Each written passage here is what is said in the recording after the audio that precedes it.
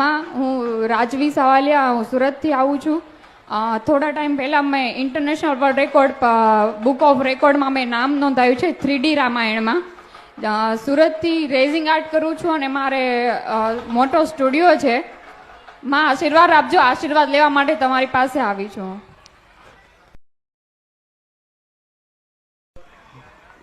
મારું નામ રાજવી સાવલિયા છે. હું સુરતથી આવું છું. મેં ઇન્ટરનેશનલ વર્લ્ડ રેકોર્ડ મેળવ્યો છે થોડા ટાઈમ પહેલાં. એમની અંદર મેં રામાયણ બનાવી છે 3D. એની ઉપર મને ઇન્ટરનેશનલ વર્લ્ડ રેકોર્ડ મળ્યો છે. તમારા આશીર્વાદ માટે હું આવી છું અહીંયા. હું મા બાપ વગરની છોકરીઓને ફ્રીમાં લર્નિંગ આપું છું અને સુરતની અંદર હું બહુ મોટો સ્ટુડિયો છે, એમાં હું બધી છોકરીઓને શીખવાડું છું. હા, અને જેમને પૈસા ના ભરી શકતી હોય એમને બી હું સેવા આપું છું, સોશિયલ વર્ક કરું છું. એમાં હું આર્ટિસ્ટ છું અને આ જે ખોડિયાર માની છબી તમે જોવો છો એ મેં બનાવી છે. અને એવા બધા જ ભગવાનની છબી હું બનાવું છું અને જાતે ક્રિએશન કરીને. અને ખોડિયાલ સરસ. માં ખોડિયારને હું એક એક સેકન્ડ મારા દિલમાં રાખું છું અને તમારી માટે પણ એક ફ્રેમ બનાવી આવી છું. મારે આખા વિશ્વમાં તમારી ફ્રેમ પણ મારે વાયરલ કરવી છે. આશીર્વાદ આપજો. ક્યાં? હા, આ બનાવી છે. બનાવી?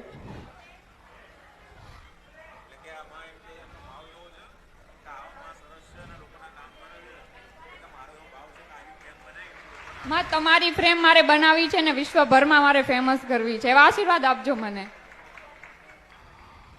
કંઈક લખ્યું? હું આર્ટ બનાવું છું બધા ભગવાનની અને એમાં ક્રિએશન કરું છું. ફોટો જ મેં બનાવ્યો છે અને આ બી તમારો ફોટો મેં બનાવ્યો છે તમારા આશીર્વાદ લેવા માટે. અહીંયા રહેવું બસ તારા? બીજું બસ કઈ નહીં, તારી જે ઈચ્છા હોય લખીને મને ચિઠ્ઠી આલીને જજે. લખી છે મેં તમારી માટે ચિઠ્ઠી. ક્યાં દેખા માસ્તર?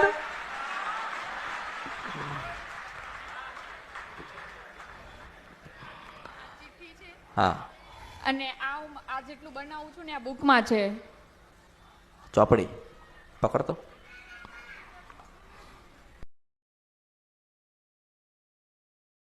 જે ક્રિએશન કરીએ છીએ ને એમાં મેં આખી બુકમાં છે મારું. આ રામાયણ છે જે મેં 3D ઇન્ટરનેશનલ વર્લ્ડ રેકોર્ડ લીધો છે એ રામાયણ. હા હા, હવે તમારું બનાવીશ. આ મેં તમારું બનાવ્યું છે. એને મારું બનાવ સારું બનાવજે કે હું બોલતી હોય ને પછી કાળકા આવતી હોય. પાકું પાકું. મદદ જોઈએ ને, મદદ તો રાત્રે વિચારજે, પછી સવારે સપના રૂપે એની કહીશ કે આવું બનાય. જ્યાં જ્યાં મુંજાય, જ્યાં જ્યાં ફસાઈ જાય, જયારે જયારે બહુ મગજ દુખાય તારે હુઈ જવાનું. મેલડી આવીને તને બતાવીને ના જતી તો મારું નામ માતા નહીં. ખબર પડી? શું કીધું? શું કીધું? આશીર્વાદ જોઈએ છે માં. જો 3 કામ મનગમતું તને મળ્યું છે. આશીર્વાદ ઓળખો. ક્યારે લખન ક્યારે વાંચ, સીધું અહીંયા આવી ગયું. બોલ અહીંનું આમાં લખ્યું, અહીંયા આવી ગયું. બોલ કેવું કહેવાય? મારા પાસે કેવું મશીન હશે કે મને મળતી રહેજે. કઈ કેવું છે? મારે નવો સ્ટુડિયોની શરૂઆત કરવી છે માં.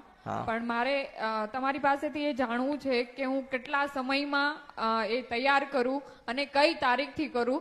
તમે જે તારીખ આપશો ને એ તારીખથી જ મારે શરૂઆત કરવી છે. હવે મારે મોટી જગ્યામાં સ્ટુડિયો કરવાનો છે. તમારી રજા જોઈએ છે મને.